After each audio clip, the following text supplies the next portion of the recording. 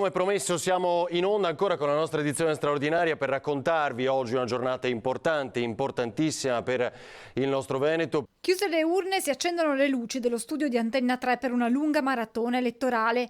Lunedì dalle 15 edizione straordinaria per aggiornarvi minuto dopo minuto sull'esito di questo voto che vedrà oltre 4 milioni di veneti andare alle urne per il rinnovo del Consiglio regionale, per l'elezione di 40 sindaci e per il referendum costituzionale sul taglio dei parlamentari.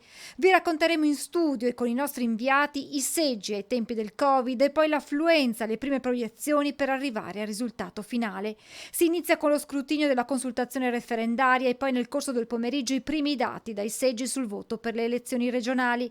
Esiti che verranno man mano commentati con gli ospiti che si alterneranno in studio insieme al nostro vice direttore Ferdinando Avarino e poi collegamenti in esterno per raccogliere le reazioni a caldo. Martedì invece la diretta inizia di prima mattina dalle 7:30 per commentare e analizzare il voto regionale, poi dalle 9 tutti gli aggiornamenti sull'esito delle amministrative, occhi puntati su Venezia, ma naturalmente collegamenti e interviste anche dagli altri comuni veneti al voto. Antenna 3 ancora una volta in diretta per raccontarvi tutto questo in tempo reale e fornirvi come sempre la massima informazione.